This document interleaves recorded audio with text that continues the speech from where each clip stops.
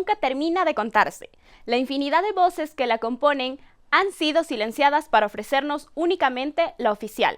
Manuscritos de una crónica inconclusa busca romper con el sentido unívoco de la historia y mostrarnos la riqueza de los hechos en diferentes artistas. Bienvenidos al Filo de la Palabra. Yo soy Melissa Rueda, comencemos.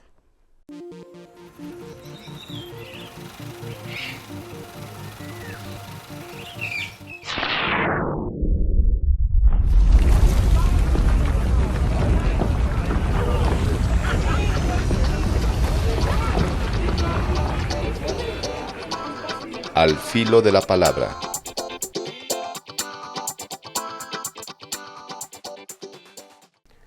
Bienvenidos al Filo de la Palabra. Hoy nos acompaña el escritor ecuatoriano Raúl Vallejo. Raúl, le queremos agradecer un montón por acompañarnos en la Universidad Salesiana. Y antes de empezar el diálogo sobre su novela, queremos repasar un poco su vida a través de un video que hemos preparado. Al Filo de la Palabra tiene como invitado especial a César Raúl Enrique Vallejo Corral, quien nace en Manta, Ecuador, en 1959. Se graduó de profesor de segunda enseñanza de castellano y literatura y licenciado en letras en la Universidad Católica Santiago de Guayaquil en 1984. Cursó su Master of the Arts en la University of Maryland del College Park con una beca Fulbright Las Pau en 1997. Obtuvo su doctorado en literatura e historia en la Universidad Pablo de Olivet de Sevilla, España, en el 2014, con la tesis Héroes, amantes y cantautores de la patria, románticos del siglo XIX en nuestra América, que mereció cum laude. El 30 de noviembre del 2011 se incorporó como miembro correspondiente de la Academia Ecuatoriana de la Lengua. Ha publicado, entre otros, los libros de cuentos Cuento a Cuento en 1976, Daguerrotipo, que obtuvo el primer premio en relato Pablo Palacios en 1977, Máscaras para un concierto en el 86, Solo de Palabras en el 88, Fiesta de Solitarios en 1992, que obtuvo el premio 70 años del Diario Universo y premio Joaquín Gallegos Lara al mejor libro del año, entre otros cuentos. Ha publicado novelas como El alma en los labios en el 2003, Marilyn en el Caribe, que obtuvo el premio de la novela corta en la Pontificia Universidad Javeriana de Bogotá, en Colombia, en el año 2014. El Perpetuo Exiliado en el 2016, que obtuvo un premio internacional de novela Héctor Rojas Erazo, Colombia, en el 2015, y premio La Real Academia Española en el 2018.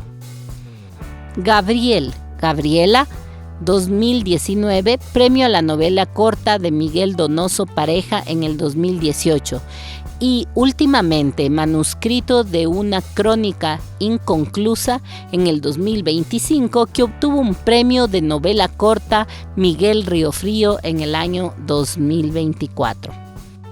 Ha publicado varios poemarios, libros de ensayo, y también es autor del Manual de Escritura Académica en el año 2003, cuya segunda edición, ampliada y actualizada después de 7 impresiones, apareció en el 2021. Fundó y dirigió Quipus, revista andina de letras, entre 1993 y el 2015. Fundó y dirigió Pie de Página, revista literaria de creación y crítica, entre el 2018 y 2020.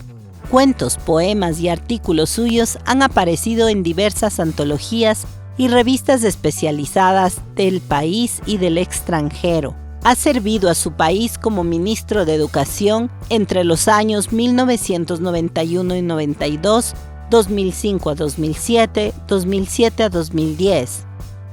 El 25 de marzo del 2021 se incorporó como miembro de número de la Academia Ecuatoriana de la Lengua, ocupando la silla U.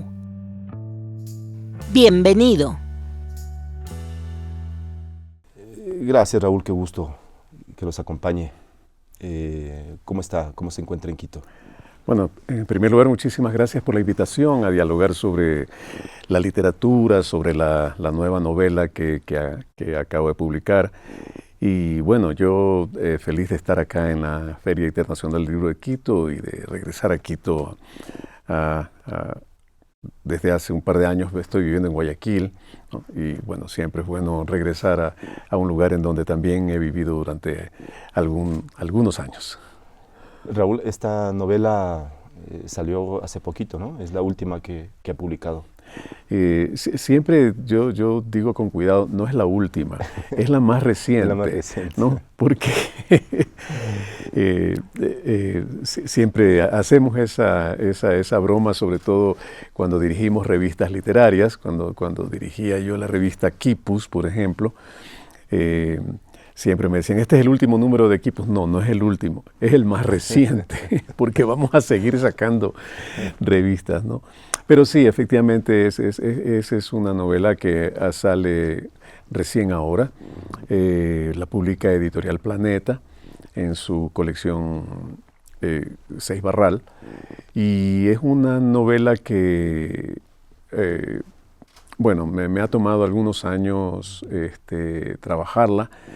El año pasado tuvo la dicha de hacerse acreedora al premio de novela corta Miguel Riofrío, que convoca la Casa de la Cultura Ecuatoriana Núcleo de Loja con la Fundación Miguel Riofrío.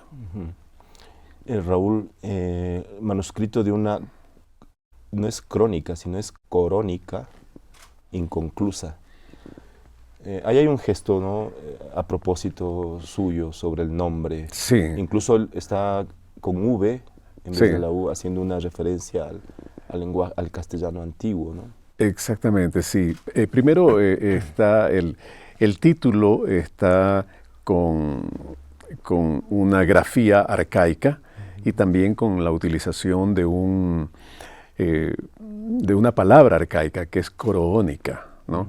Coroónica, como la usó un escritor a quien rindo homenaje también en esta novela y de quien me nutro en términos de lo que es la investigación histórica. Ese es Guamán Poma de Ayala, que escribe hacia el año 1613, 14, su famosa y monumental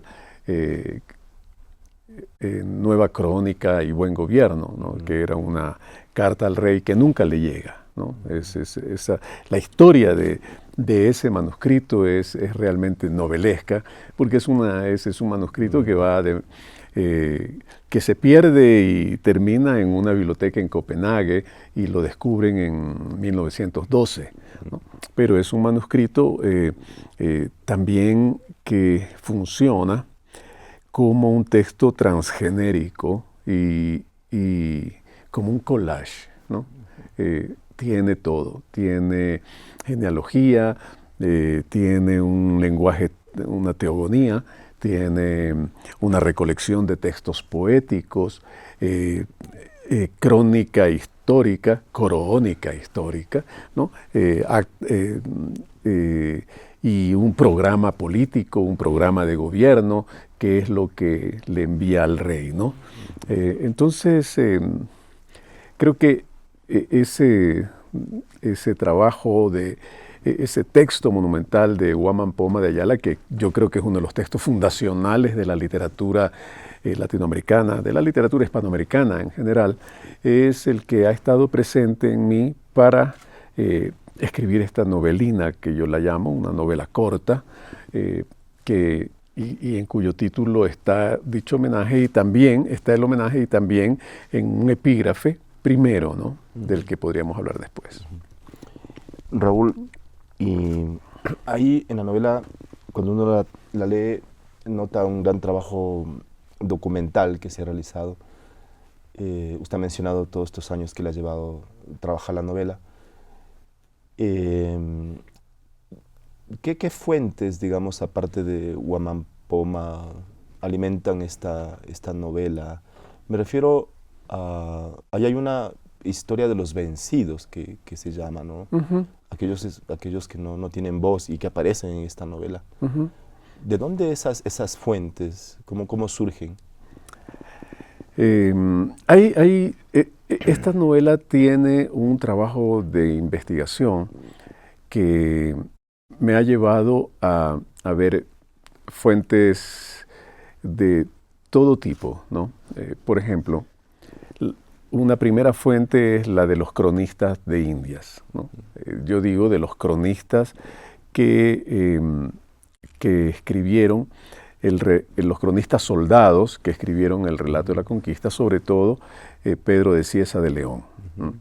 ¿Por qué él? Porque él es el que hace crónica de lo que fue la costa, de los pueblos originarios de la costa ecuatoriana, de los poquísimos que nos da cuenta de la cultura manteño-huancavilca, por ejemplo, ¿no? ¿Ya? También, obviamente, está la obra monumental de Fray Bartolomé de las Casas, que es esa voz, que es el que recoge también la voz de los vencidos, ¿no? En medio de las discusiones teológicas de si el indio tenía alma o no, ¿no? La misma voz el mismo trabajo ya citado de Guamán Poma de Ayala, ¿no? Y luego hay, por ejemplo, fuentes bibliográficas, ¿no? Hay un libro al que yo le debo mucho, esta novela le debe mucho, que es el libro de Segundo Moreno, que habla de las sublevaciones indígenas durante la colonia, ¿no? Que ya es un clásico por toda la documentación que contiene, ¿no? Entonces, hay historiadores más jóvenes, hay fuentes de hemeroteca.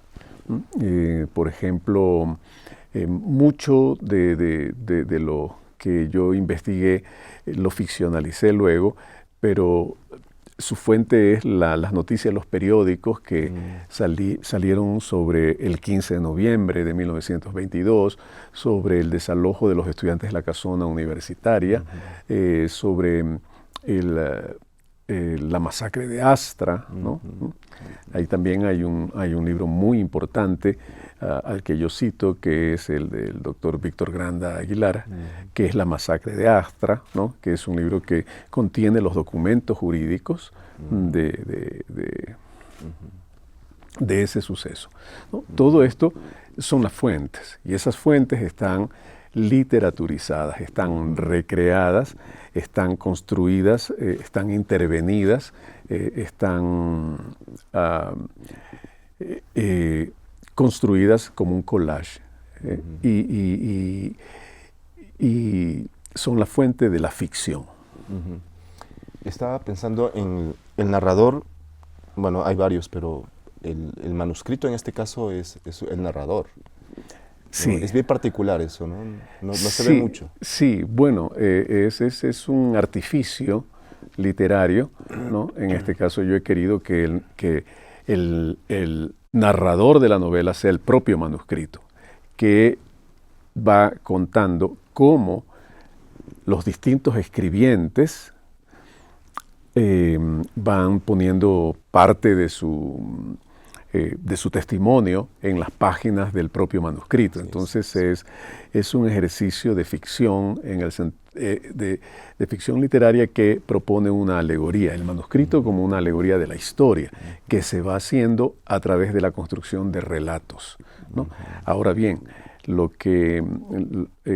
esta idea del manuscrito que se hace, que se pierde y se reencuentra, pues está desde nuestro clásico Don Quijote, y lo podemos encontrar en algunos textos, esto del manuscrito encontrado, hasta, por ejemplo, El nombre de la rosa, o inclusive la familia Pascual Duarte, ¿no? Estoy nombrando cosas de manera aleatoria, ¿no? Pero lo que En este caso yo desarrollo es que no es un manuscrito encontrado por alguien que lo lee, sino que es un manuscrito que tiene vida propia y que se va moviendo, haciéndose encontrar para que escriban en él, ¿no? Entonces esa tal vez es el giro de tuerca que Así se es. hace, ¿no? Raúl, hay un par de preguntas de estudiantes que quieren hacerle. Al filo de la palabra.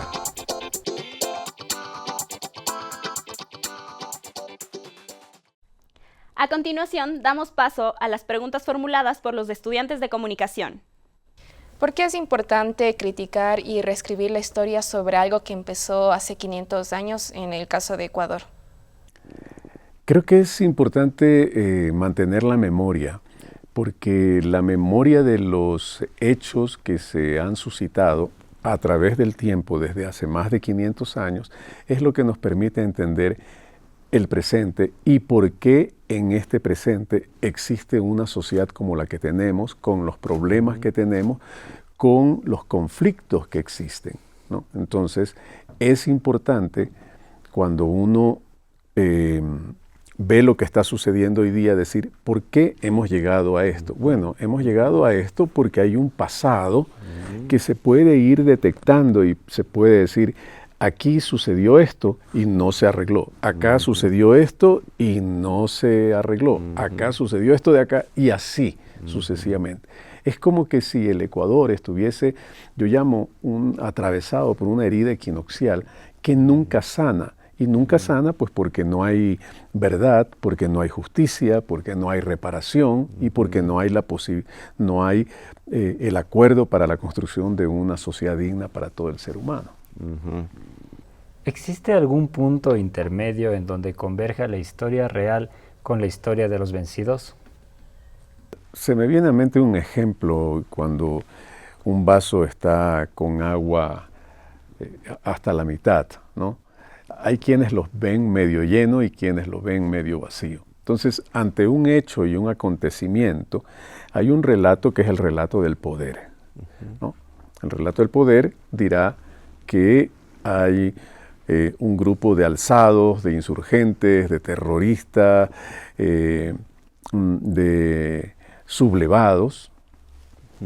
El relato de los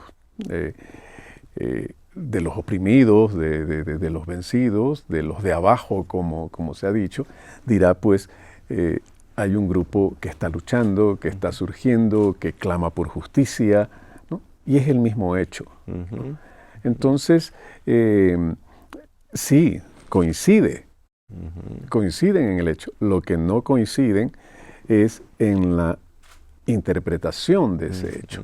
Y cada vez que ha habido un levantamiento popular, el poder de turno, o el gobierno de turno, que no es sino la representación de un poder fáctico mayor, siempre ha dicho, están bien fusilados, colgados y decapitados y puestos en la picota y exhibidos para el escarnio público los indios de Guamote y Columbe, porque la rebelión de Guamote y Columbe fue una rebelión muy violenta, ¿no? Y los indios irrumpieron y mataron y torturaron a los terratenientes y a los mayordomos, ¿no? Ese es un conflicto social enorme, ¿no? Pero, por ejemplo, frente a ese conflicto, Juan León Mera, que es un conservador del siglo XIX, lo dice en Cumandá, en el primer capítulo de Cumandá, cuando hace la presentación de Domingo Orozco. Dice, él creía, él tenía digamos, dos espíritus, dice. El uno, el de el buen padre de familia, amante de sus hijos y católico, y el otro, el del conquistador cruel y sanguinario que maltrataba a los indios, y cuando se rebelan, es justa la rebelión. Es decir, hay un proceso que hay que mirarlo y en toda su complejidad para poder entender qué es lo que sucede ahora. No basta con decir, es que estos que vienen a la ciudad a rebelarse, ensucian la ciudad, la quieren destruir y son terroristas. Ese es un discurso muy fácil y es un discurso desde el poder. Y ese discurso siempre ha existido, con los términos intercambiados de una cosa y de otra, pero siempre ha existido. Los mismos calificativos han recibido Fernando de Aquilema, los dirigentes del 15 de noviembre de 1922 y el pueblo de Guayaquil, que fue masacrado, los estudiantes de la casona universitaria, los zafreros de Astra, ¿no? Entonces, estamos hablando de algo que está presente en nuestra sociedad. Entonces, mientras no lo querramos aceptar, van a seguir, y no lo querramos sanar, digamos, va a seguir existiendo esto. Y entonces, no es que no existe coincidencia frente a un suceso, sino que hay un poder que quiere mantener su poder y sus privilegios en detrimento de un sector de la sociedad que busca ser partícipe de la renta nacional, que busca ser partícipe de los beneficios de la modernidad, que busca ser partícipe de la renta petrolera, pero que ha sido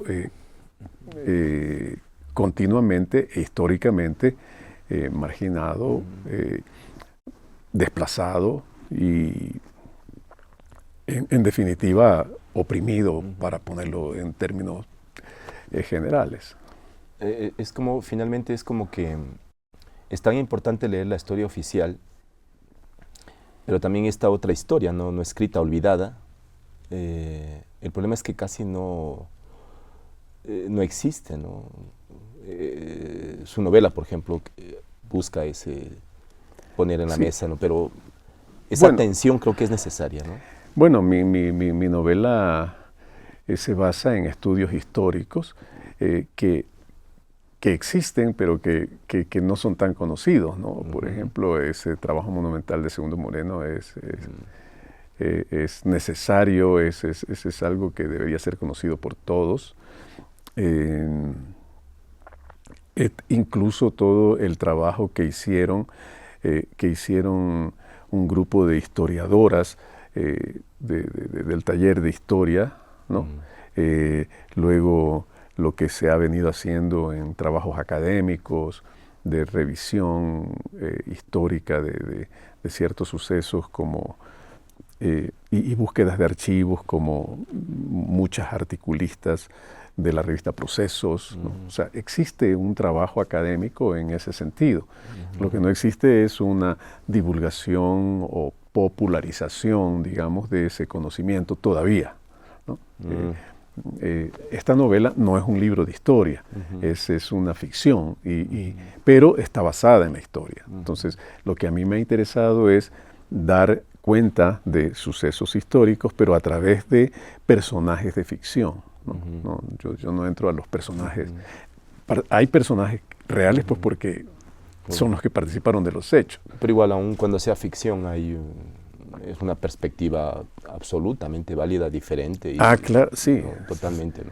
Sí, y yo digo, la diferencia es que acá, en un libro de ficción, yo respeto la verdad histórica e introduzco la verdad de la ficción, ¿no? Que significa que estos escribientes, que son distintos, son hombres y mujeres que han venido contemplando sucesos en distintos momentos, dan cuenta con su voz de algo que miran asombrados, ¿no? Para mí ha sido muy importante hacer un trabajo de lenguaje, en el sentido de que el lenguaje que se utilice en cada momento histórico sea el lenguaje más o menos correspondiente Es decir, si estoy hablando de sucesos del siglo XVI, XVII, pues será ese lenguaje de la crónica un poco barroco, ¿no? Luego hay sucesos que son narrados con un lenguaje más neoclásico y otros con un lenguaje más romántico, otros con el lenguaje del realismo social, otros con el lenguaje de la crónica periodística. Entre más nos acercamos, el lenguaje de la crónica. Sí, entonces, nota, sí. ese es el trabajo literario, en eso es lo que yo me he empeñado al hacer esta crónica. Raúl, este conocimiento del pasado necesario para, como usted menciona, para poder entender el Ecuador de hoy, ¿a usted le parece que es cada vez más distante, como que hay una especie de vacío, de sentido de lo que pasa hoy, justamente por ese olvido? Y es como que, claro, nos precipitamos en la evaluación de la realidad y actuamos con esa urgencia, pero sin ese conocimiento. ¿Se nota en el país, en nuestra realidad, esa falta de conocimiento? Sí, yo creo que si la gente no lee, si no se entiende la comunicación mediática también como un proceso pedagógico, si se banaliza la cultura, si se cree que todo debe ser espectáculo, pues sí, efectivamente hay poca atención al pensamiento sobre la historia, ¿no? Que no es solamente leer sobre y tener presentes datos y fechas, sino sobre todo entender cómo se construye la nación, ¿no? Y cómo esa nación va formando a su gente, a la ciudadanía, va formando las estructuras del Estado y va formando lo que sería la armonía de la sociedad, ¿no? Pero nosotros decimos, si solamente hacemos un repaso y decimos cómo se definía al ciudadano en el siglo XIX, ¿no? Entonces tenía que ser alguien que tuviese renta, que supiese leer y escribir, católico. Y en una de las constituciones decimos que sea católico. Por lo tanto, los ciudadanos que participaban de lo que sería la democracia naciente era un grupo mínimo frente a toda la población. Tiene que venir la revolución liberal, y aún después de la revolución liberal todavía, por ejemplo, el concertaje no termina de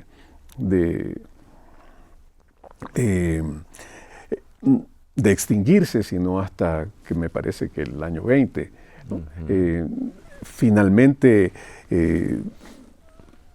por ejemplo, recién en el año, no sé, 78, en la Constitución del 78 se da el voto el voto a los analfabetos. ¿Ya? Es decir, hay muchas cosas que nos permitirían entender, pero cuando la función de la prensa, la función de los medios de comunicación, es una función que está en términos de mantener los privilegios de una clase, de un grupo, pues entonces no se puede, porque son los mass media, son los medios masivos quienes van conformando la opinión y la ideología, la cultura. Y da la impresión, Raúl, de que los ecuatorianos como que no enfrentamos aquellos problemas como estos que ha mencionado a lo largo de la historia, y no reparamos nada. Es como que hay un descuido, pero premeditado, me da la impresión, ¿no? Como que el ecuatoriano como que no enfrenta lo que somos, o esos otros discursos, esas otras realidades. Yo creo que sucede en el mundo, ¿no? Como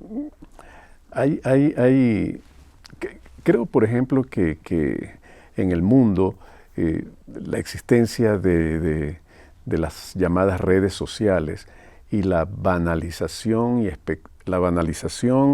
del mal del que hablaba Hannah Arendt y la creación o la vivencia de la cultura como espectáculo o la cultura del espectáculo ha hecho que la población deje de ser crítica. O sea, ya no importa que digan, sino que hagan un TikTok con alguna gracia. Es decir, es lamentable que en una campaña electoral los candidatos no digan cuál es su programa de trabajo, no digan, sino que se pongan a bailar. Si yo no estoy eligiendo la mejor coreografía, estoy eligiendo a alguien que me está diciendo, esta es mi visión de país, esto es lo que yo quiero para el país. Pero lastimosamente es una perversión de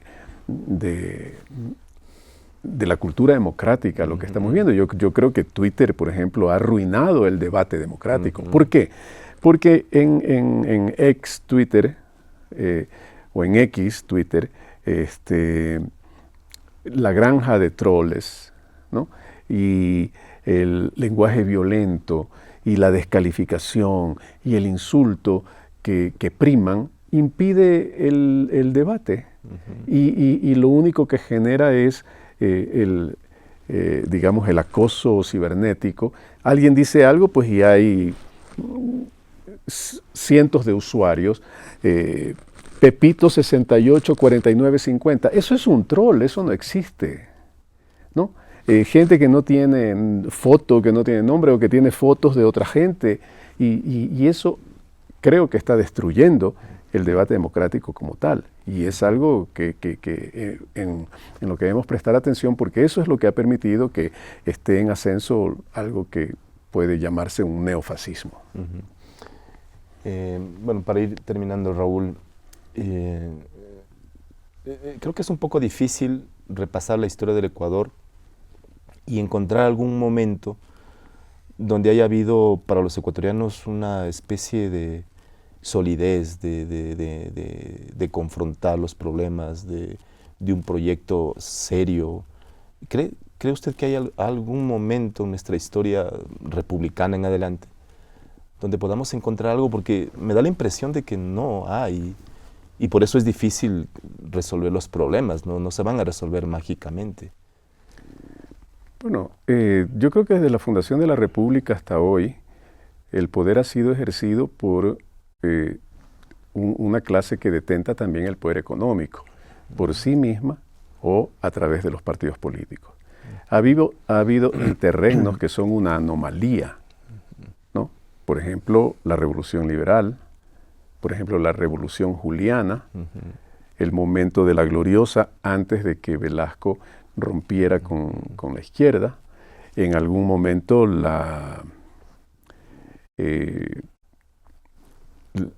los primeros momentos de la dictadura de Rodríguez Lara, ¿no?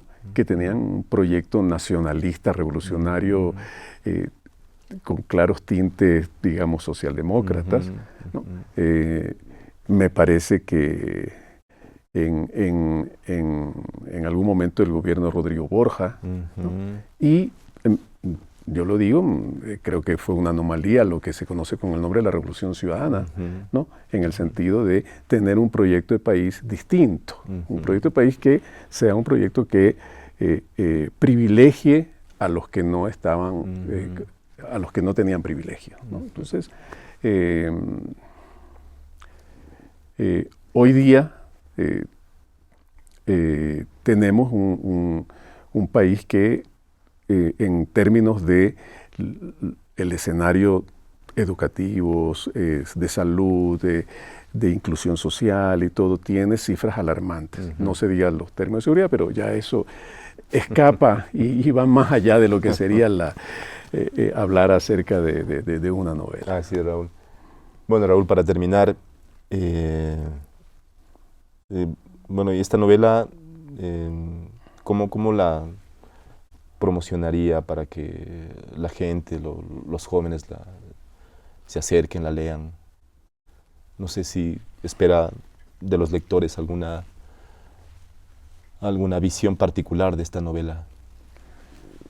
Esta es una novela que quisiera tener un lector, una lectora capaz de conmoverse con episodios altamente significativos de la vida de nuestro país, ¿m? Y entender desde la presencia de personas en concreto, que son, eso es lo que finalmente son los personajes de la literatura, ¿no? Son caracteres, son entidades que sienten y que son capaces de conmover, ¿no? Entender esa esperanza que puede surgir de la memoria, de la palabra y de la construcción de una sociedad más solidaria, más justa, que tenga verdad, que tenga justicia, que tenga reparación y que privilegie al ser humano. Muy bien, Raúl, le agradecemos por acompañarnos y ojalá podamos seguir conversando en otra ocasión. Gracias, Raúl. Muy bien, gracias a usted y muchas gracias a el canal de la Universidad Politécnica Salesiana por esta invitación. Gracias, Raúl. Las voces que Raúl Vallejo ahonda son formas de resistencia desde diversas geografías del Ecuador. Su novela es un palincesto guardado en conventos, baúles, tiendas de antigüedades para contarnos las historias desde Atahualpa, pasando por el siglo XVII, el romanticismo del XIX y el XX de las luchas sociales. Es un registro nuevo de la escritura compleja que es nuestro país. Esto fue Al Filo de la Palabra. Nos vemos en una próxima entrega.